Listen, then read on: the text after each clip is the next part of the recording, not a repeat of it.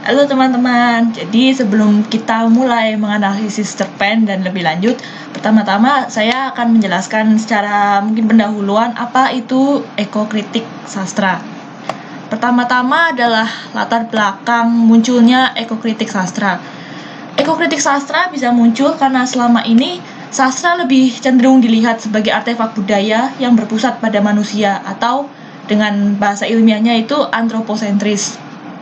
Akibatnya, nilai-nilai dan pesan moral yang terkandung dalam sastra itu sendiri cenderung dianggap sebagai acuan standar ideal perilaku manusia dalam kehidupannya sebagai makhluk individual dan sosial, bukan sebagai makhluk biologis, apalagi ekologis.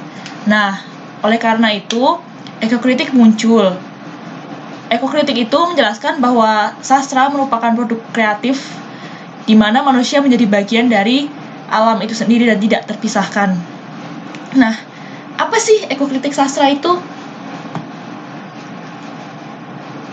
Nah, ekokritik sastra adalah studi tentang hubungan sastra dan lingkungan. Nah, untuk bisa dikatakan sebuah sastra, untuk bisa dikatakan sebagai ekokritik, itu menurut Lawrence Bell mempunyai 4 syarat, yaitu yang pertama, lingkungan bukan manusia, hadir tidak hanya sebagai sebuah bingkai, tapi juga sebagai kehadiran yang menunjukkan bahwa sejarah manusia diimplikasikan dalam sejarah alam. Lalu yang kedua, kepentingan manusia itu tidak dipahami sebagai satu-satunya kepentingan yang sah.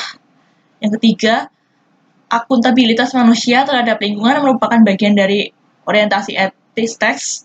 Dan yang terakhir, keempat, beberapa pengertian lingkungan adalah sebagai suatu proses, bukan sebagai pengertian yang konstan atau suatu pemberian yang paling tidak tersirat dalam teks. Nah, ekokritik sastra ini memiliki dua model kajian, yaitu kajian yang berperspektif pada lingkungan dan kajian yang berperspektif etis. Dan selanjutnya mungkin akan dijelaskan oleh teman saya lagi lebih dalam.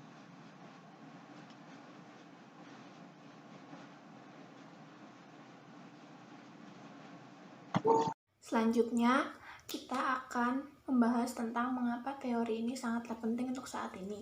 Nah, awalnya teori ekokritik itu adalah teori yang menelisik hubungan antara sastra dan lingkungan hidup atau lingkungan alam. Nah, ekokritik sendiri itu berasal dari bahasa Yunani, yaitu eikos yang artinya rumah dan logos yang berarti ilmu. Lalu teori ini nih sangat penting untuk saat ini karena alam saat ini itu sudah sangat rusak dan tidak terawat. Banyak manusia mengeksploitasi alam untuk egonya sendiri dan untuk memenuhi kebutuhan ekonominya sendiri dan tidak memperdulikan alam sekitarnya. Terkadang manusia egois dalam hal itu. Manusia juga kadang-kadang tidak mereboisasi kembali hutan yang sudah gundul. Manusia juga kadang-kadang lupa kalau misalkan dia sembarangan untuk membuang sampah ke laut, dan itu bisa menyebabkan kematian hewan-hewan di laut karena memakan sampah yang dibuang oleh manusia itu sendiri. Nah, kritik teori sastra ini bisa melalui dengan penulisan karya sastra seperti cerpen atau puisi atau yang lainnya. Nah, teori ekokritik sendiri ini sangat berperan dalam hal masalah lingkungan hidup seperti ini.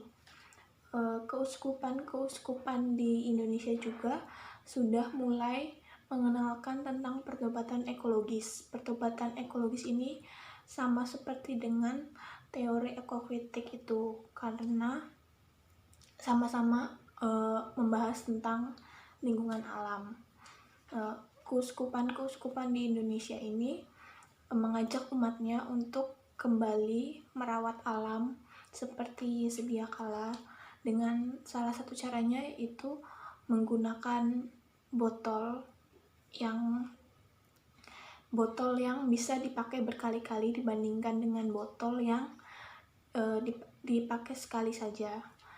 Lalu bisa juga dengan cara mencabut chargeran HP yang sudah tidak terpakai Karena kalau misalkan cadirannya itu masih tertancap, maka aliran listrik itu akan terus mengalir dan akan terbuang dengan sia-sia.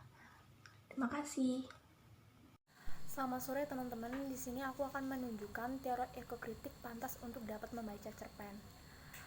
Melalui kajian ekokritik sastra ditemukan unsur ekologi dalam ekologi alam, di mana pengarang mengaitkan sastra dalam upaya pelestarian dan alam sebagai sumber kehidupan. Ekokritik secara ringkas didefinisikan sebagai kajian terhadap sastra yang berwawasan lingkungan. Pembacaan ekokritik menunjukkan perlunya kesadaran manusia untuk peduli dan cinta pada lingkungan tempatnya untuk menyandarkan hidup. Manusia dan lingkungan memiliki hubungan simbiosis yang saling ketergantungan. Hubungan keduanya menciptakan suatu gambaran romantis yang bahkan pada sesama manusia tidak dapat dipersamakan. Cerpen dalam lingkaran laut merupakan gambaran hubungan simbiosis antara nelayan, manusia, dengan laut, alam. Mereka saling membutuhkan satu sama lain untuk mempertahankan keberlangsungan dan keseimbangan hidup. Manusia menyandarkan kehidupannya pada alam, dan alam pun sangat tergantung pada manusia. Hubungan itu selayaknya harus terus dijaga agar terjadi keharmonisan hubungan yang awet dan bertahan lama. Namun demikian, sangat disadari bahwa manusia kadang lalai dan terlena oleh kebaikan dan keuntungan yang diperoleh dari alam. Mereka seolah tanpa canggung mengambil langkah-langkah yang merusak atau bahkan menghancurkan lingkungan hidup demi ambisi dan kepuasan hidup semata. Sifat alamiah dan yang pada akhirnya dapat menjadi bumerang bagi dirinya sendiri.